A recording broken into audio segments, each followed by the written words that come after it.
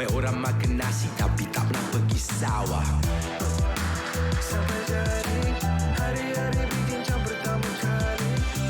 Dulu orang kami kais pagi makan pagi, sekarang bikin sampai jadi dengan internet tanpa had dan panggilan tanpa had. Nikmati semuanya dengan Prabaya Hotlink tanpa had serba baharu. Jawatan Kuasa Tindakan Perpaduan dan Jawatan Kuasa Penasihat masing-masing di peringkat negeri dan kebangsaan ditubuhkan Kementerian Perpaduan Negara. Keperluan itu, kata Timbalan Menteri Perpaduan Negara Datuk Seri T. Lian Ker, bagi memastikan keutuhan pelbagai kaum terus diperkukuh. Katanya perpaduan kaum merupakan agenda utama kerajaan hari ini dan ia dapat dilihat apabila Jabatan Perpaduan dijadikan sebagai Kementerian Perpaduan Negara KPN. Tindakan yang lebih tegas perlu akan diambil dan ini semua sekarang kita dah tubuhkan Jawatan Kuasa Tindakan Perpaduan di peringkat negeri dan di peringkat kebangsaan pun kita ada Jawatan Kuasa Penasihat dan sebagainya. Jadi kita mengharapkan dengan jawatan-jawatan kuasa ini dapat menurunkan bahawa sekarang agenda perpaduan, agenda kita tidak akan lagi bertolak ansur terhadap hasutan-hasutan dan ataupun ancaman kepada perpaduan negara. Bercakap di Raub Pahang, beliau turut menyatakan kementerian bakal melancarkan blueprint perpaduan pada September ini. Dan bagi meningkatkan perpaduan kaum dalam kalangan masyarakat, kementerian juga sedang membuat kajian melibatkan orang dewasa dalam pelbagai aktiviti berasaskan rukun negara bagi meningkatkan perpaduan kaum. Lembaga Zakat Selangor LZS menjangkakan lebih 2,000 keluarga asnaf keluar daripada kepompong kemiskinan hujung tahun ini. Sasaran berdasarkan pelaksanaan pelbagai program berterusan menerusi program Blueprint Pembangunan Asnaf. Ketua Pegawai Eksekutif LZS Saipul Yazan M. Yusof berkata, antara program berkenaan seperti kursus bantuan modal, kemahiran dan bantuan melanjutkan pelajaran serta membantu anak asnaf mendapat pekerjaan. Bantuan bukan sahaja kepada generasi pertama tetapi juga melibatkan anak penerima. 2,000 lebih keluarga akan kita keluarkan. Dan benda ini berterusan, usaha yang berterusan dan memerlukan bantuan dan untuk melaksanakan ini kita perlukan fund. Di mana kita dapat fund? Kita dapat daripada pembayar-pembayar zakat. Jadi kita mengharapkan kutipan kita semakin baik walaupun dalam keadaan COVID-19 ini dan pembayar-pembayar zakat terus setia bersama Lembaga Zakat Selangor. Bercakap di Shah Alam, beliau turut memaklumkan kempen Jom Kerja yang dilaksanakan LZS bagi membantu anak kumpulan sasar mendapatkan pekerjaan selepas tamat pengajian menerusi kerjasama beberapa syarikat.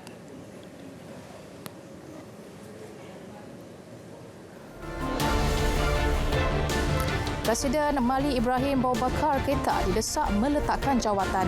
Paparan lanjut seketika nanti.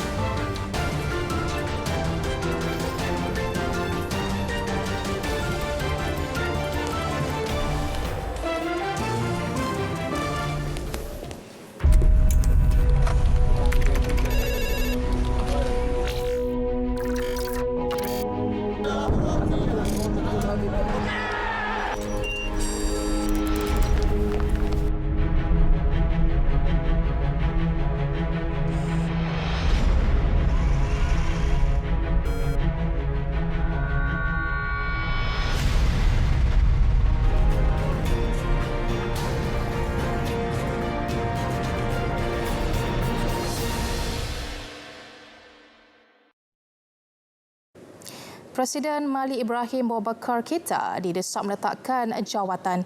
Penunjuk perasaan yang dikenali sebagai June 5 Movement turut menuntut Parlimen dibubarkan selain peralihan kuasa Republik daripada kerajaan sedia ada. Perkara mengenainya dinyatakan dalam sidang media di Bandar Bamako. Pada masa sama, pihak antarabangsa turut campur tangan bagi meredakan krisis politik di Mali. Misi mediasi ini melibatkan komuniti ekonomi 15 negara di Afrika Barat yang berada di Mali dalam usaha meredakan ketegangan antara pemerintah dan pembangkang. Selepas mengadakan beberapa siri bantahan anti Keita bulan lepas pada 10 Julai lepas, tunjuk perasaan bertukar ganas sekaligus mengeruhkan lagi keadaan. Baik, kes COVID-19 di seluruh dunia melebihi 14 juta menurut laporan Johns Hopkins University. Jumlah korban akibat virus berkenaan mencecah 600,665 individu dengan angka yang pulih mencecah 7.8 juta. Amerika Syarikat kekal negara paling teruk dilanda wabak itu dengan lebih daripada 3.6 juta jangkitan, manakala lebih 139,100 kematian dilaporkan. Brazil yang mempunyai jumlah kes dan korban COVID-19 terbesar di Amerika Latin dengan jumlah jangkitan kedua tertinggi melebihi 2 juta individu.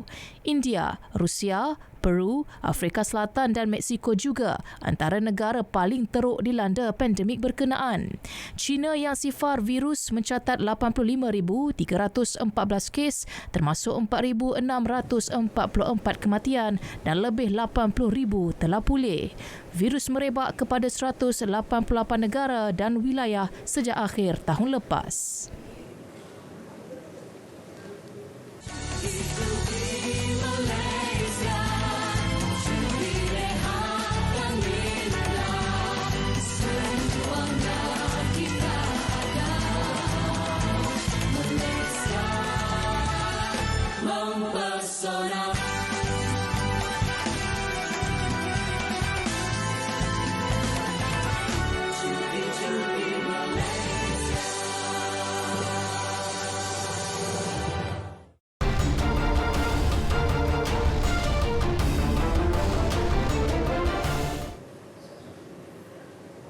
Sukan, pusingan pertama kejuaraan Capri Malaysia 2020 yang memulakan perlumbaan hari ini menyaksikan 150 pelumba daripada 20 pasukan berentap di litar antarabangsa Sepang petang ini.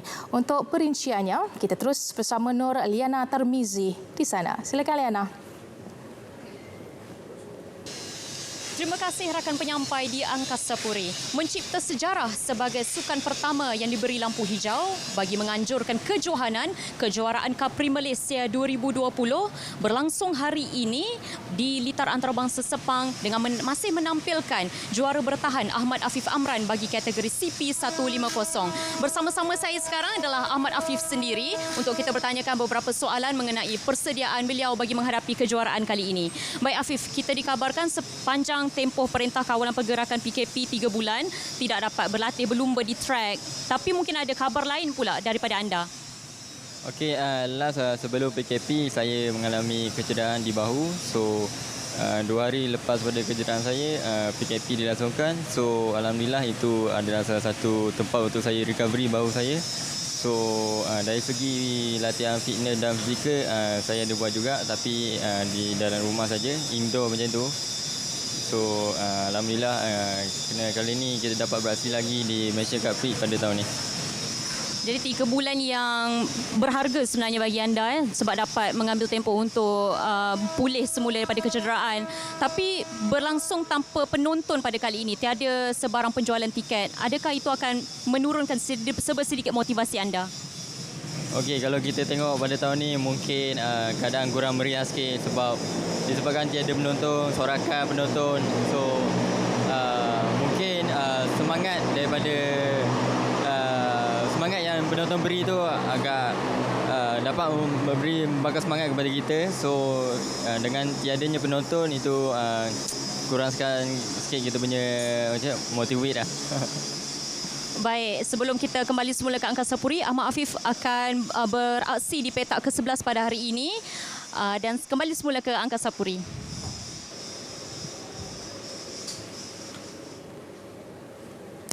Baik, terima kasih Liana. Jangan lupa saksikan kejuaraan Capri 2020 pukul 2 petang ini menerusi TV1. Baik, kita ke perkembangan sukan luar negara. Penantian selama 16 tahun Leeds United berakhir selepas kelab itu berjaya melayakkan diri bersaing dalam Liga Perdana Inggeris EPL. Ya, susulan West Bromwich Albion tumpah 1-2 kepada Huddersfield Town AFC sekaligus mengesahkan kedudukan pendahulu Liga kejuaraan itu. Laluan muda skuad bimbingan Marcelo Bielsa meraihkan kejayaan tanpa beraksi di atas padang selepas pasukan tempat kedua Albion gagal meraih 3 mata sekaligus menempatkan Leeds di kedudukan 2 tangga teratas. West Brom ketinggalan hasil gol awal Chris Willock dan walaupun Dara O'Shea berjaya menjaringkan gol penyamaan, Emil Smith Rowe meledakkan gol kemenangan pada minit ke-89. Kami kembali Leeds United ke EPL. Itu ungkapan yang dikeluarkan Leeds menerusi laman Twitter selepas whistle penamat. Leeds mempunyai kelebihan 5 mata di puncak liga dan mereka boleh muncul juara jika hanya mencatat keputusan suri dengan derby di Pride Park. Kini mereka boleh bersiap sedia untuk kembali bertemu dengan seteru lama Manchester United dan Chelsea musim depan. Sejak tersingkir ke Division 2 pada tahun 2004, Leeds dikenali 14 pengurus berbeza sehingga akhirnya dibangkitkan oleh bekas pengendali Lazio dan Marcelo Bielsa.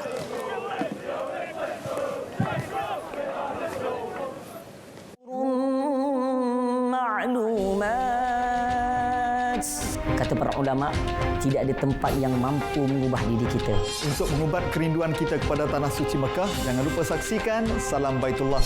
Walaupun uniknya pada tahun ini kita tidak dapat ataupun tidak berpeluang untuk menunaikan haji, Salam Baitullah sentiasa bersama anda untuk menyalurkan sebarang perkabaran, maklumat dan informasi tentang Baitullah sebagai ibrah, pengajaran dan untuk melepaskan kerinduan. Jangan lupa Salam Baitullah.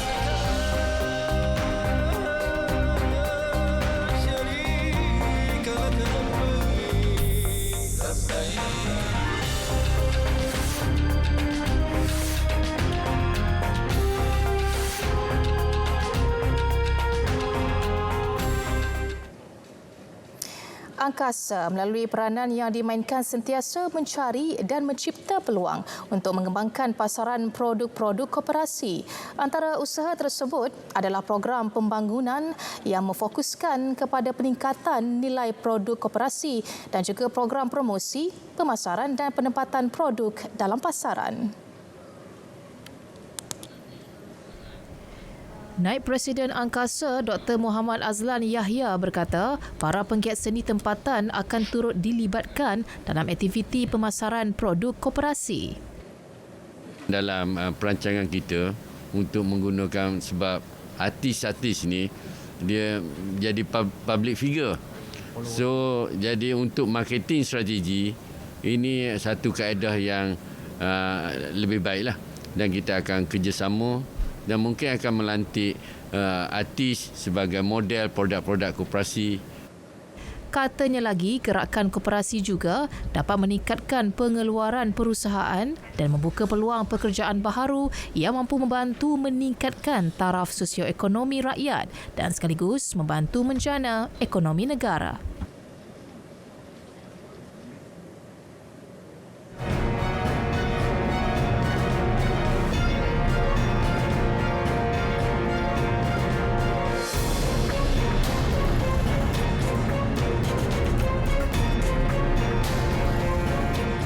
Saksikan Berita Parlimen setiap Isnin hingga Khamis 10.30 malam di saluran berita RTM dan TV1.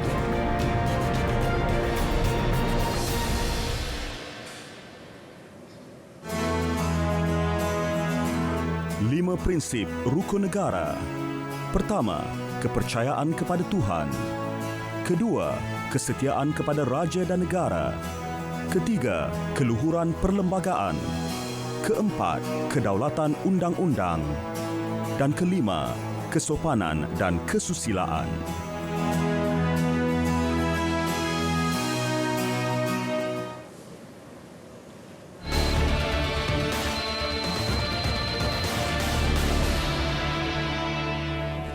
Dalam menjalani kehidupan norma baru, semakin ramai rakyat Malaysia memilih untuk menggunakan pembayaran tanpa sentuh atau contactless payment. Untuk menggalakkan penggunaan perkhidmatan ini melalui program e-penjana yang bernilai RM750 juta, kerajaan akan mengkreditkan RM50 ke dalam akaun e-dompet pengguna. Dan ini akan dipadankan dengan tambahan voucher, pulangan tunai dan diskaun berjumlah RM50 Malaysia daripada syarikat khidmat e-dompet. Inisiatif ini yang akan bermula pada bulan Julai 2020 akan memanfaatkan 15 juta rakyat Malaysia.